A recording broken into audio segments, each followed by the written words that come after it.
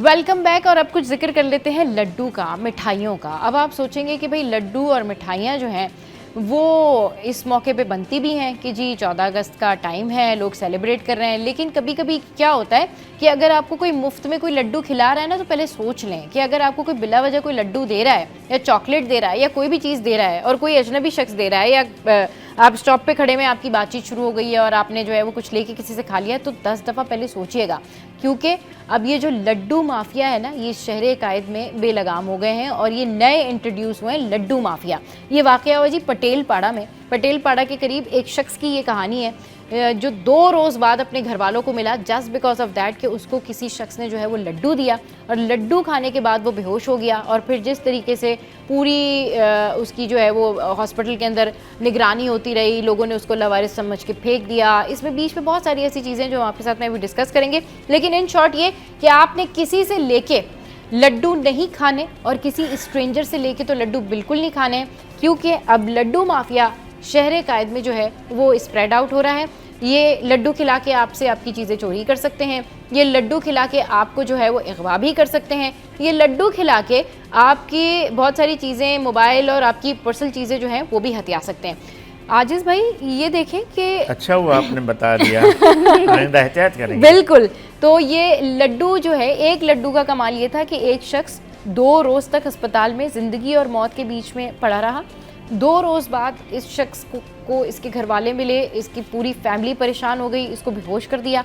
इसके पीछे जो ये माफिया है उसकी क्या जो है वो मकासद थे वो तो नहीं पता चल सका, लेकिन ये ज़रूर पता चला है कि इस तरह से ये माफियाज भी अब अच्छा, कराची में आप तारीख देखेंगी ना, तो कराची में ऐसी माफिया लफ्ज़ आपने इस्तेमाल किया, माफिया कहें ना कहें, लेकिन ऐसे मुख्तलिफ औकात में ऐसे ऐसे फिनामिना हमें नज़र आते हैं। एक ज़माने में शहर में रात में हथौड़े मार के लोगों को कत्ल करते थे। वो जो भी रोड पे होता था उसको सर में हथौड़ा लगता था। अब ये पता नहीं क्या था। एक ज़माने में अत्तर के नाम पे ऐसा ही सीन हुआ कि लोगों को अत्तर लगा के अगवा किया जाता था। एक ज़माने में इस तरह की और बातें मुख्तलिफ औकात में होती रही। अब ये लड्डू माफिया आ गया। तो वैसे भी ये तो खैर एक ख़बर है या एक वाक़या है जो हमारे सामने आया, लेकिन वैसे भी बोलते हैं कि हम जब छोटे थे ना, कराची में नहीं थे, तो ये इस तरह के बाकायदा हमारे रूरल एरियाज़ में खौफ दिलाए जाते थे कि कराची में ऐसी कोई भी चीज़ चलते फिरते हुए मत खा लेना। यानी ये पुराने दौर, आज से 50 साल 40 साल पहले भी ये बात होती थी कि भाई कराची में ऐसी कोई चीज़ लेके मत खाना रास्ते चलते हुए।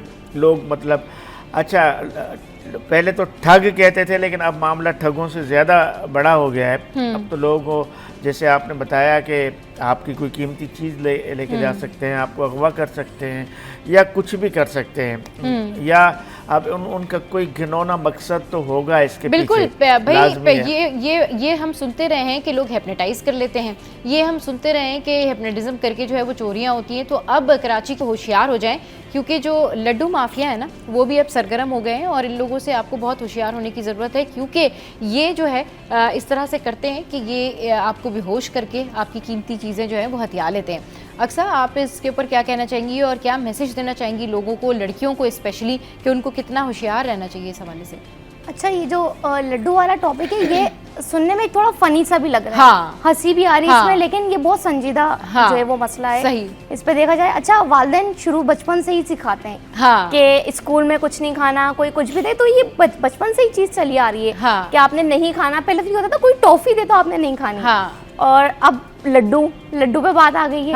अच्छा, यही चीज़ है कि आपने किसी भी अजनबी की कोई चीज़ नहीं खानी। ये तो हमने इसमें देखा कि अब जब पता चला कि उस जुल्फिकार जो शख्स है जिसको लड्डू खिलाए, उसके नाक और मुंह से झाग निकला, तो शुक्र है कोई ऐसी जानी नुकसान नहीं हुआ और कोई उसका माली भी बड़ा नुकसान नहीं हुआ। लेकिन 2 दिन एक शख्स का बेहोश रहना, यकीनन उस लड्डू में कोई तो ऐसी हैवी डोज होगी जो वो 2 दिन तक उसे शख्स को पता ही नहीं है वो कहाँ है, किस सूरत हाल में। वो भी फौरी तौर पर उसकी इमदाद कर दी गई।